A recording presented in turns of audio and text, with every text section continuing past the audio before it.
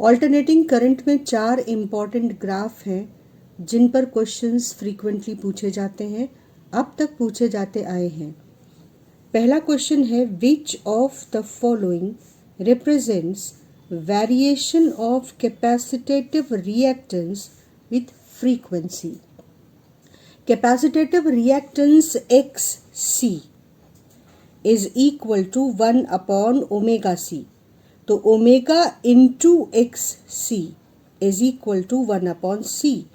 Capacitance अगर constant है तो फ्रीक्वेंसी, ये एंगुलर फ्रीक्वेंसी है, तो फ्रीक्वेंसी और एंगुलर फ्रीक्वेंसी दोनों का रिलेशन कैपेसिटेटिव रिएक्टेंस के साथ एक ही तरह का होगा।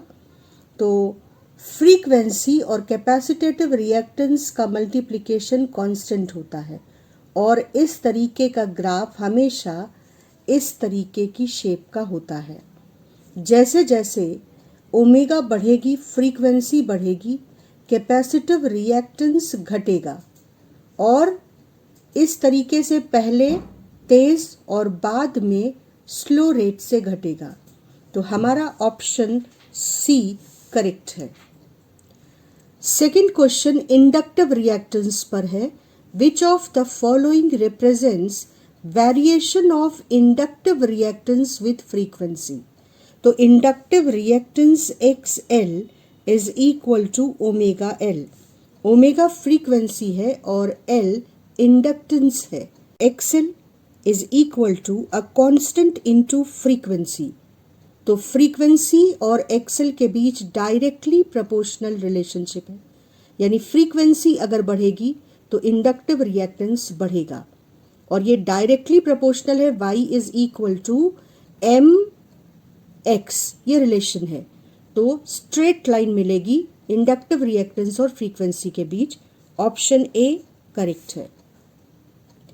थर्ड क्वेश्चन भी बहुत बार पूछा गया है, which of the following is representing variation of impedance with frequency in series LCR circuit. In series LCR circuit impedance is minimum at resonant frequency। तो impedance resonance frequency से पहले और उसके बाद बढ़ेगा और resonance frequency पर minimum होगा and that too will be equal to resistance only। तो ये resonance frequency है और ये ऑप्शन impedance और frequency के वेरिएशन को सीरीज LCR सर्किट के लिए करेक्टली रिप्रेजेंट कर रहा है। और जो फोर्थ ग्राफ है वो करंट और फ्रीक्वेंसी के बीच है सीरीज LCR सर्किट के लिए।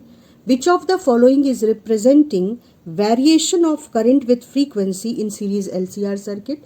तो आप यहां देख रहे हो कि इम्पीडेंस रेजोनेंस फ्रीक्वेंसी पर मिनिमम है, तो अगर ऑब्स्ट्रक्शन मिनिमम होगा तो ऑब्वियसली करंट उस समय सर्किट में मैक्सिमम होगी। तो फ्रीक्वेंसी रेजोनेंस फ्रीक्वेंसी के इक्वल होती है जब, तो करंट मैक्सिमम हो जाती है, उससे पहले और उससे बाद में करंट गिरती है अपनी मैक्सिमम वैल्यू से। तो ऑप्शन A करेक्ट ऑप्शन है।